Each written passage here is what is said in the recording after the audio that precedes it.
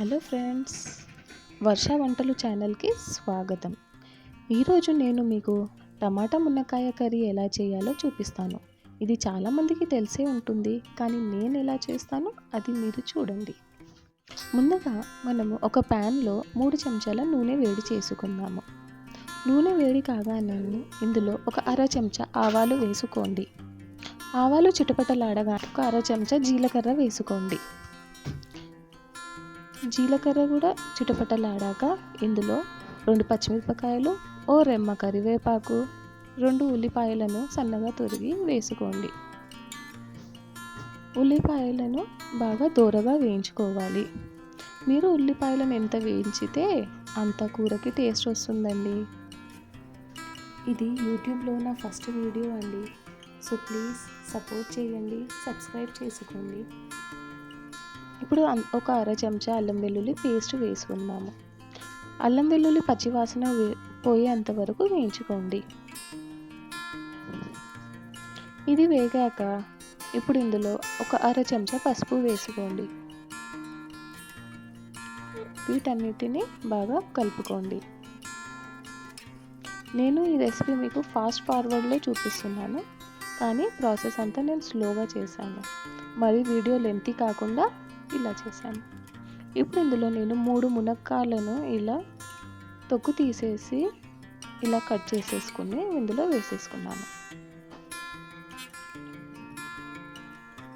కొద్దిగా మునక్కాయలు కలర్ మారేంత వరకు వేయించుకోండి. ఇప్పుడు కాసేపు మనము వీటిని మూత పెట్టి మగ్గించుకుందాము.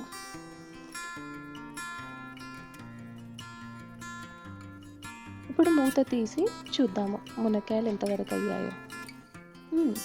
పర్లేదండి, బాగానే ఫ్రై అయిపోయాయి.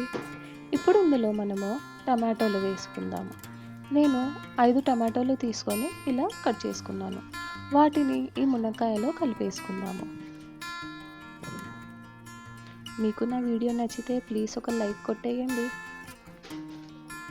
ఇలా టమాటాలని బాగా కలుపుకొని కాసేపు మూత పెట్టి మగ్గించుకుందాము. మధ్య మధ్యలో మూత తీస్తూ చూడండి టమాటాలు ఎంతవరకు మగ్గాయి, మన కర్రీ ఎంతవరకు వచ్చింది అనేసి.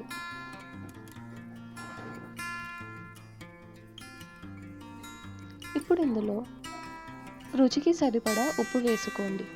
నేనైతే 1 టీ స్పూన్ వేసానండి. మీరు మీకు ఎంత ఉప్పు పడుతుందో చూసి వేసుకోండి. ఇప్పుడు 1 చెంచా కారం పొడి వేసుకున్నాను. అందులోనే 1 చెంచా ధనియాల పొడి వేసుకున్నాను. వేసుకొని బాగా కలుపుకోండి అన్నీ కలిసేలాగా.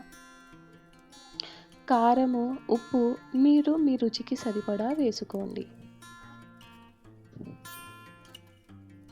ఇందులో ఎప్పుడైనా మునక్కాయల కంటే టమాటాలు ఎక్కువ క్వాంటిటీలో ఉండేలాగా చూసుకోండి. అప్పుడు టేస్ట్ చాలా బాగా వస్తుంది. ఇలా మూత పెడుతూ తీస్తూ ఒక 6 నుంచి 7 నిమిషాలు కూరని బాగా మగ్గించుకోండి. ఇప్పుడు ఇందులో 1 గ్లాసు నీళ్లు పోసుకోండి.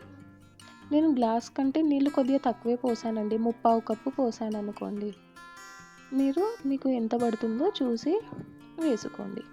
ఇలా మూత పెట్టి ఇంకొక 7-8 నిమిషాలు అయిపోతుంది. మునక్కాయలు లేతగా ఉంటే కర్రీ తొందరగా అయిపోతుంది, లేదంటే కొద్దిగా టైం పడుతుంది. ఒకవేళ మీరు ఇదే కర్రీ కుక్కర్లో చేసినట్టయితే 1 విజిల్ పెట్టేసుకుంటే బాగా తొందరగా అయిపోతుంది. ఇప్పుడు ఇందులో నేను కొద్దిగా కొత్తిమీర కట్ చేసి వేస్తున్నానండి. ఇలా కూర ఉడికేటప్పుడు కూడా కొద్దిగా కొత్తిమీర వేసుకుంటే ఆ కూరకు ఆ రుచి బాగా వస్తుందండి. మీరు ఈసారి ట్రై చేసి చూడండి.